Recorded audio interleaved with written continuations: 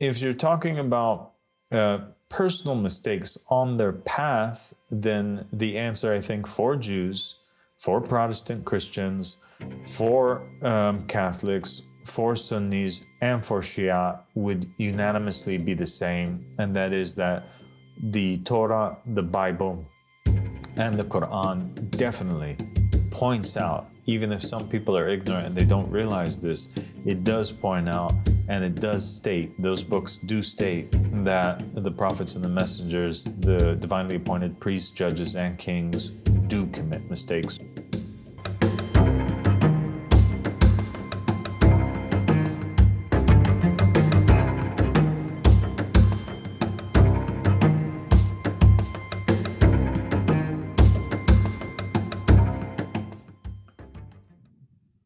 Thanks for joining me, Tiffany. Thank you so much for having me back. So today we're going to talk about the idea of infallibility and its role in religion, and in particular, the three major Western religions, which is Judaism, Christianity, and Islam. Okay. Judaism, Christianity, and Islam, all three of them, they have this belief that God sends forward divinely appointed people. Yeah. In Islam, they consider these divinely appointed people to be called prophets or messengers. Mm-hmm. In Judaism, they don't have this title, messengers, that they use, but they have a variety of roles in which people that were sent by God would play, and all of them are messengers from God. Mm-hmm. And that would be either you were a prophet, like in the case of Moses, right? Or you were a priest, like in the case of Aaron, or you were a divinely appointed king, like in the place of David. And what was the last one? A judge. A judge, like in the case of Joshua, mm-hmm. son of Nun, right? Mm-hmm. So all of these four roles, these people in Judaism, they're believed to have a certain degree of infallibility. The people have to listen to them. Why? Because they're divinely enforced by God. These people in Judaism cannot lead a person astray. Yes. Right? Yeah. So this is the basic understanding of infallibility that the Jews have, is that these people, you have to follow them. They cannot lead you astray, but it doesn't mean that they cannot make mistakes. And in fact, we find in the Torah that it highlights the mistakes of the prophets and the messengers, the judges and the kings and the priests that were divinely appointed by God. But these mistakes that they make are not mistakes that take people out of guidance and into misguidance. Okay. Okay? Okay.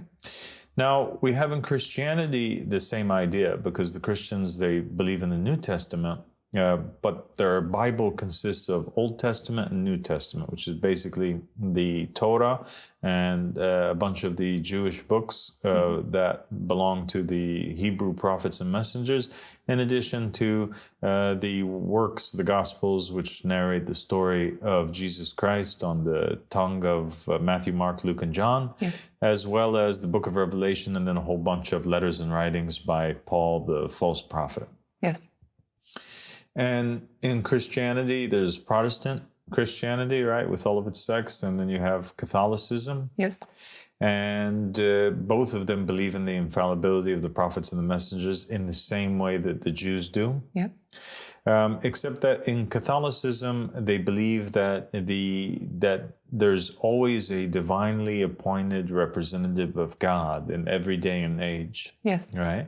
And that there's these divinely appointed leaders that come after Jesus, that Jesus, he didn't just leave his church open for interpretation. And you being a Christian, a former Christian and Catholic, I want you to explain a little bit for the viewer the difference between the Protestant Christians and the Catholic Christians when it comes to this idea of infallibility and succession. Sure, yeah.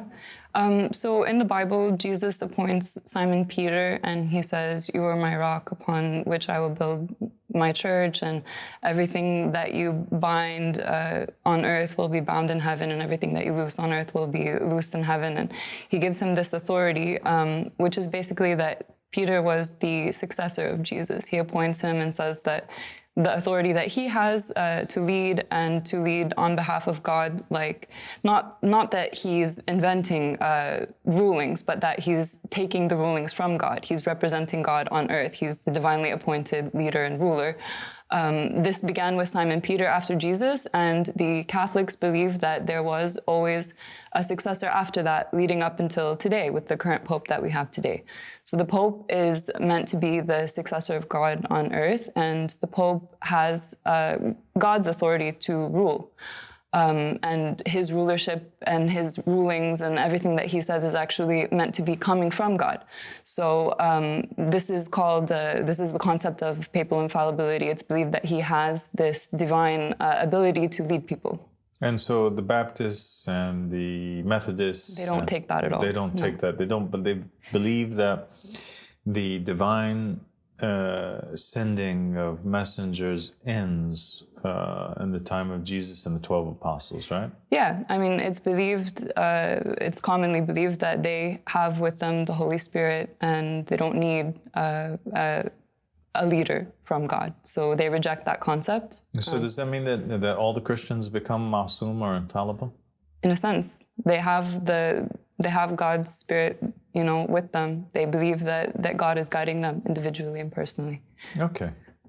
So that's the majority of Christians, but the Catholics, they follow the divinely appointed leader. Yes. We find the exact same thing taking place also in Islam, where we have Sunni Islam, and Sunni Islam has a lot of different schools of thoughts and sects that are associated with it.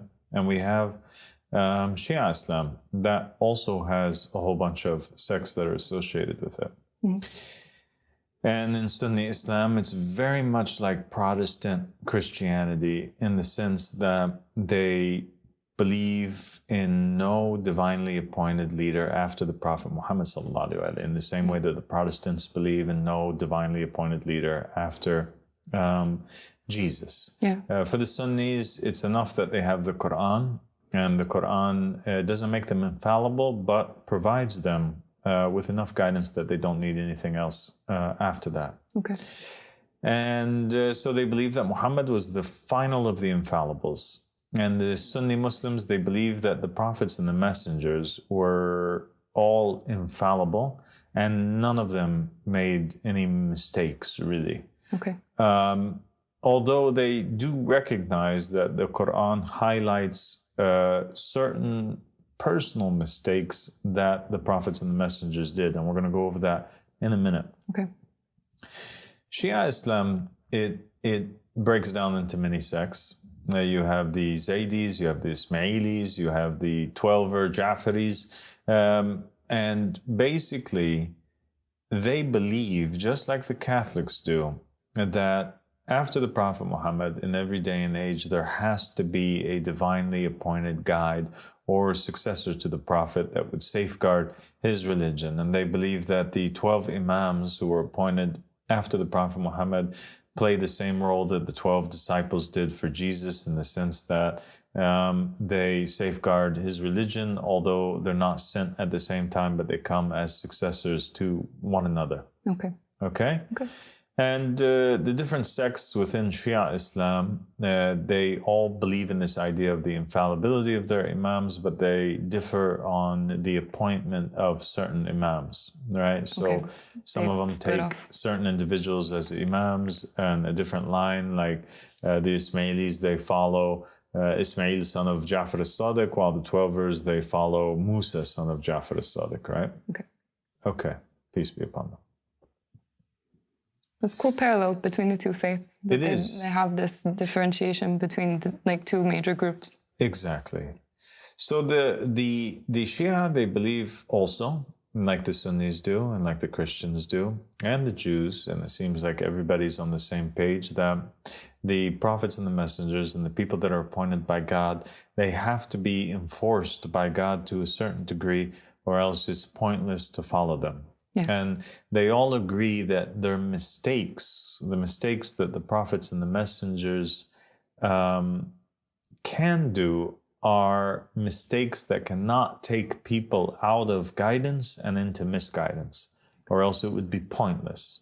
Yeah. So there we get the definition and the idea of really, what does infallibility mean? Does infallibility mean that a person cannot make a mistake? And the answer is, well, it depends on what type of mistake you're talking about. If you're talking about a mistake as in breaking a certain, rule of God, or introducing a rule that had nothing to do with God, or causing people to worship false idols, saying that a false god was God, or delivering, verses that have nothing, delivering verses from the Quran that are actually from the devil. The answer is they cannot. They're protected from that because they have with them the Holy Spirit, right? Yes. And they have God enforcing them. But if you're talking about personal mistakes on their path, then the answer, I think, for Jews, for Protestant Christians, for Catholics, for Sunnis, and for Shia would unanimously be the same. And that is that the Torah, the Bible, and the Quran definitely points out, even if some people are ignorant and they don't realize this, it does point out, and it does state, those books do state, that the prophets and the messengers, the divinely appointed priests, judges, and kings do commit mistakes, personal mistakes on their path with God. And that's where you get the varying degrees of ranks that the prophets and the messengers ascended to. That's why you have a prophet like Moses, for example, being much better than, say, Aaron, right? Mm-hmm. Or a prophet like Jesus being much better than a prophet like Zechariah or like John the Baptist, right? Mm-hmm. Because the mistakes committed by that prophet were much less, and their devotion and dedication and perfection was much higher. Yeah. Okay. Right? Yeah.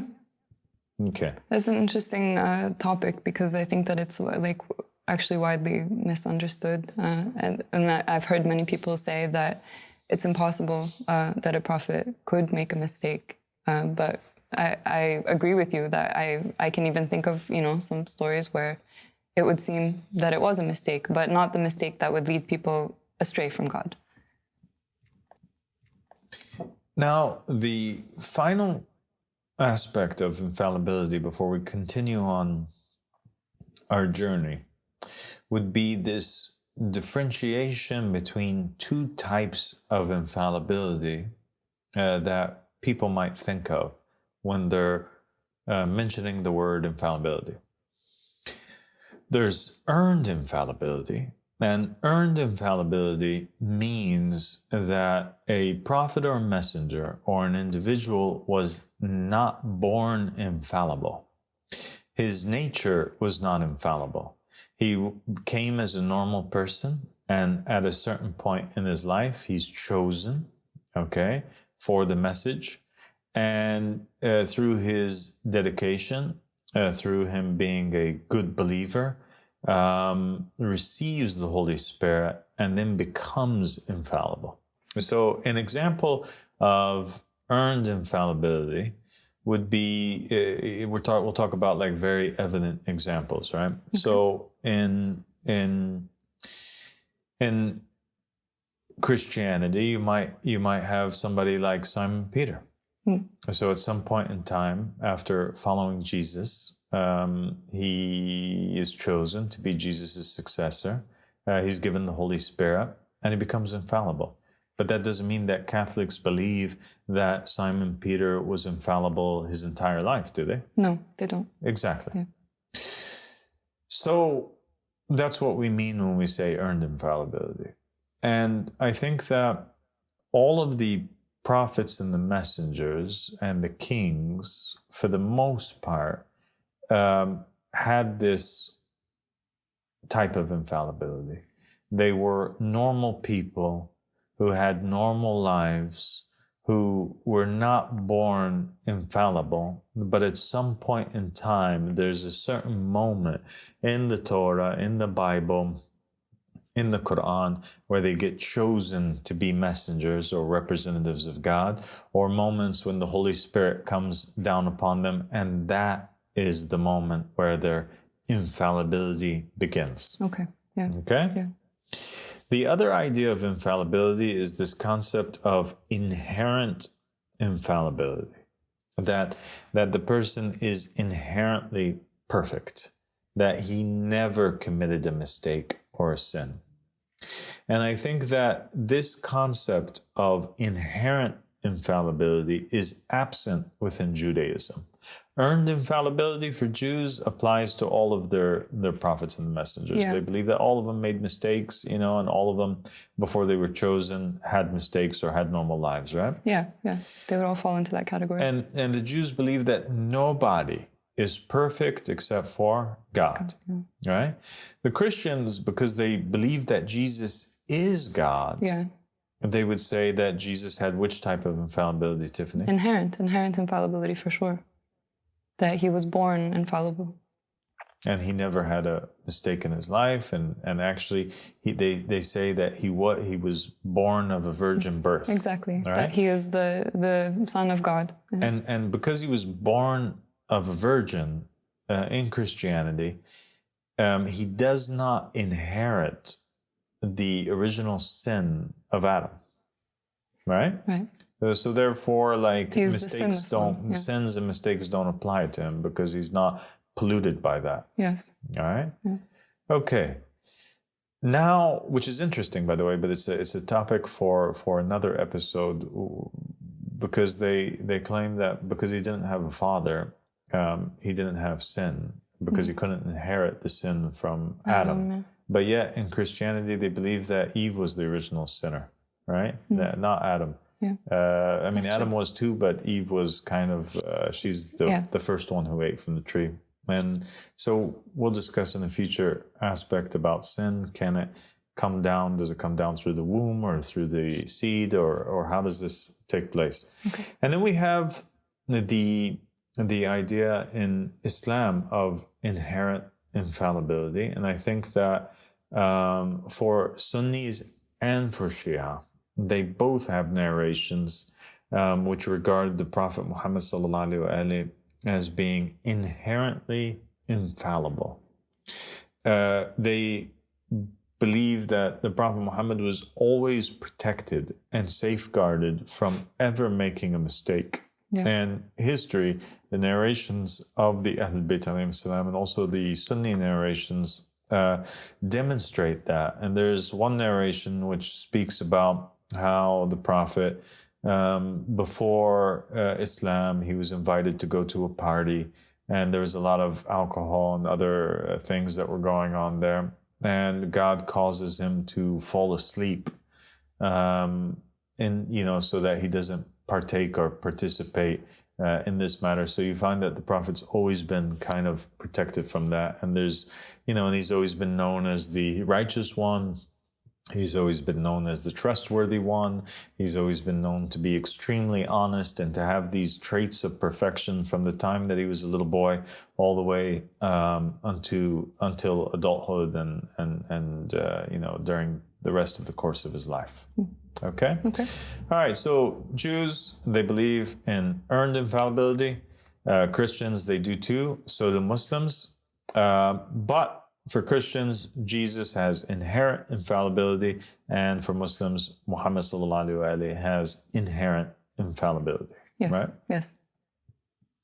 For Shia Muslims, though, the inherent infallibility extends and it includes not just Muhammad sallallahu alaihi wasallam, but it also includes the 14 infallibles, the rest of the 14 infallibles. And for them, that would be all those that they believe the verse of God applies to in Surah Al-Ahzab, verse 33. Verily, God only wishes to remove all impurities from you, O Ahlul Bayt, O people of the house, and to purify you a thorough purification. And so they take this verse to prove that God, he washed away every sin and every mistake, not just from Muhammad sallallahu alaihi wasallam, but from his daughter Fatima, and his grandsons Al-Hassan and Al-Hussein, and his successor Imam Ali alayhi salam. So those are the people of the house, in addition to the 9 imams that come from the lineage of Al-Hussein, starting with Imam Zain al-Abidin and ending with Imam al-Mahdi. That these 14 infallibles are inherently without sin and without mistake, and it's just their nature. Yeah. Okay. So people have struggled with this idea, and scholars have talked about this idea of infallibility and the sending or choosing of prophets and messengers, and God's justice, right? Like so in simple terms, if God is just, why is he choosing these particular people to bestow upon them the Holy Spirit? Why didn't he choose me instead? Okay? If God is just, why didn't he give everybody the chance to hear his commands or hear his voice? Why is it that these prophets and messengers are not in a test like the rest of us, right? They hear God's voice, they see the angels, believing for them should not be difficult, as to where like we have to trust in their words. This is extremely difficult, right? And it seems like the believer gets the shorter end of the stick. So is this true or is this not true? And we have in the narrations of the Ahlul Bayt alayhim salam, it states that basically in a world beforehand, in the Adam world, God tested all of the souls, and he sets this great fire, and all of the souls of the prophets and the messengers and the people are commanded to go into the fire. And the ones that respond, there was 3 groups of people: a group of people that jumped in the fire, a group of people that didn't jump in the fire, and a group of people that were hesitant and then they jumped in the fire. So so the narration states that the first ones that jumped without fear or hesitation into the fire were the prophets and the messengers and the righteous ones, right? And the ones that hesitated, or the rest of the believers, and the people that didn't go in, are the ones that ended up being non-believers in this world. Another narration states that God basically, before sending people down in human form, he has this veil. And from behind the veil, Tiffany, he yells out, or he shouts out, "Am I not your Lord?" Right? And so the first ones that prostrate and say, "Yes, you are Muhammad sallallahu alaihi wasallam in his household, followed by the prophets and the messengers, right? So one would prostrate, and then the other, and then the other, and then the other. And that was the ranks of the prophets and the messengers. Those who prostrated the fastest versus those who hesitated a little bit, versus the believers who hesitated a lot, versus the non-believers who didn't. And that's what determined the ranks and who was sent as a prophet messenger in this world. Interesting. It's a reflection of what happened in the spiritual realm. And then we also have people that state, and it is true as well, that also in this world, the prophets and the messengers were chosen because they were the best of the people. They were the most dedicated, the most loyal, the most sincere. The best of the believers end up being chosen as prophets and messengers. And so you find in religion this kind of ranking system that's taking place. So you have believers, and they're better than non-believers. And so it's non-believers, believers, and then there's prophets, right? And then there's the best of prophets, which are Ulil prophets, or prophets that came with a new jurisprudence or a new covenant, as we spoke about in the last episode. And then and those ones that reach this rank of being prophets of covenants, they basically had a higher form of infallibility. And that higher form of infallibility in the Quran, they would call it Imamate, right? Because Abraham, after he was chosen to be a prophet and a messenger, he ended up being chosen for Imamate, right? And even within prophethood, before we get to that rank of that, you have prophets that were receiving prophecies and then prophets that were actually sent to nations as messengers. So you have 124,000 prophets, and out of those 124,000 prophets, you have 313 that were sent as messengers, specifically to nations, to people.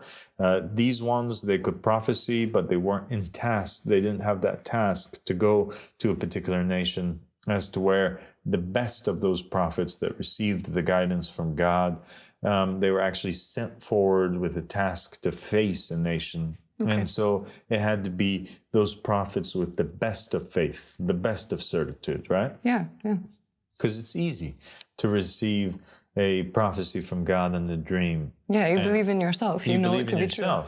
But it becomes much harder if you actually have to go and proclaim it and convince other people and hear the other people denying. So the 313 prophets that became messengers, they had a lot more faith and they were much better and had a higher degree of infallibility that they earned through their faith than the other 124,000 prophets. And the 124,000 prophets, they had earned infallibility as to where the normal believers did not have it. And the covenant prophets, they had an even greater form of infallibility than those 313 messengers, because now they're receiving prophecies, they're having to face nations, and at the same time, they have to come with a message that's completely new than the message that came before them. Yeah, and it's an extremely difficult job, as we talked about it before, the stuff that they had to face in convincing the people that this is God's religion and God's religion has changed and there's a new covenant. It's much harder than having to just face people based on the jurisprudence and the traditions of the messengers who've come before. People are more inclined to believe that. Exactly. Yeah. Okay. And so now for Shia Islam, this rank of Imamate that the covenant prophets have, this rank of Imamate is the same type of Imamate. Actually, the 14 Infallibles would have a greater form of Imamate, because the Imamate then of the covenant prophets that are Noah, Abraham, Moses, Jesus, right? Yes. Those four, they have earned infallibility in the Islamic Shia Islam. Okay. As to where Muhammad and the Imams, his successors, they have inherent infallibility. So that is the only difference between Muhammad and his successors from those four covenant prophets, basically Noah, Abraham, Moses, and Jesus, that they're all kind of in the same rank, except that their nature, Muhammad and his family's nature, is infallible versus them. Okay. Okay? Okay.